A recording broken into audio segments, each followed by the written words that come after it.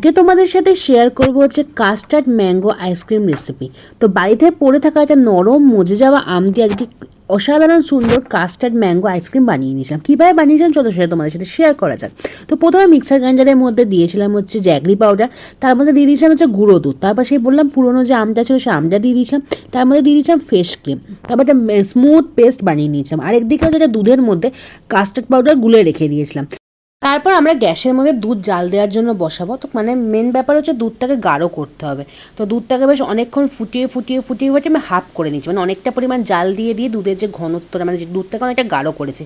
গাঢ় করে নেওয়ার পর যে কাস্টার্ড দুধটা বানিয়েছিলাম সেটা দিয়ে দেবো। দিয়ে দেওয়ার পর আবার ভালো করে নেওয়া যে দুধটা আরও গাঢ় হয়ে যায়। তো দেখতে পাচ্ছ করতে দুধটা ঠিক কতটা গাঢ় আছে। তারপর এটা কিন্তু ঠান্ডার জন্য রাখতে হবে। ঠান্ডা হয়ে যাওয়ার পর যে মিক্সার গ্রাইন্ডারে যে পেস্টটা বানিয়েছিলাম সেই পেস্টের মধ্যে কিন্তু এই কাস্টার্ড মানে এই দুধটা দিয়ে দেবো। দুধের যে কাস্টার্ড দুধ পেস্টটা দিয়ে স্মুথ পেস্ট কিন্তু আমরা বানিয়ে নেবো।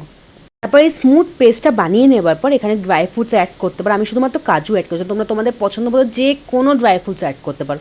তারপর অ্যাড করবো যে টুটি ফুটি বেশ অনেকটা পরিমাণে আমি অ্যাড করেছিলাম, কিন্তু দুর্ভাগ্যবশত আমি কী করেছিলাম টুটি ফুটিটা চামচ দিয়ে নাড়িয়ে দিয়েছিলাম। তোমরা টুটি ফুটিটা চামচ দিয়ে নাড়ি তার উপর আরও টুটি ফুটি অ্যাড করতে পারো, তাহলে দেখতে ওপর থেকে দেখতে যেমন ভালো হবে আর ভেতরে তো ভরপুর টুটি ফুটি ছিল। এখন দেখতে পাচ্ছ আমরা 24 ঘন্টার জন্য রেখেছিলাম, যেহেতু আমি ওপরে দিন দেখতে বেশ ভালো লাগছে না, কিন্তু ভেতর থেকে খেতে যেমন ভালো হয়েছিল তেমনি ভরে ভরে কিন্তু টুটি ফুটি ড্রাই ফ্রুটস পেয়েছিলাম।